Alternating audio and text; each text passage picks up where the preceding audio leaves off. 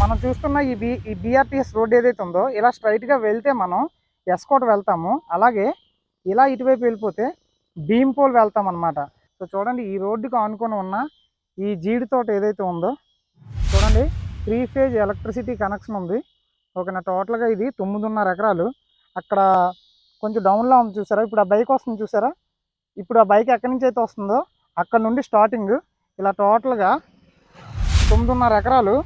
ఇందులో 5.5 ఎకరాలు రిజిస్ట్రేషన్ అవుతుంది, 5 ఎకరాలు రిజిస్ట్రేషన్ అవుతుంది. మిగతా 4.5 ఎకరాలు మనకి రిజిస్ట్రేషన్ అయితే కాదు, ఎస్టీ. చూడండి, చెట్లు కూడా క్రాప్ కూడా బాగానే వస్తుంది. చూసారు కదా, మెయిన్ రోడ్కి అటాచ్డ్గా ఉంది ఇది.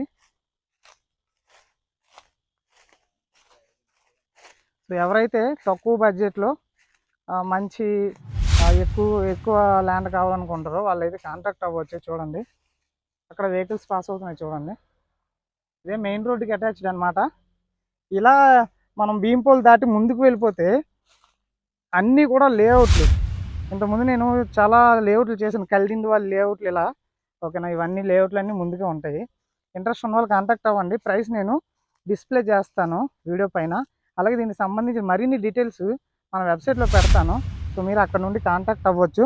మీరు చూడొచ్చు, నేను వీడియో రికార్డ్ చేస్తున్నప్పుడే వెహికల్స్ అన్నీ పాస్ అవుతున్నాయి.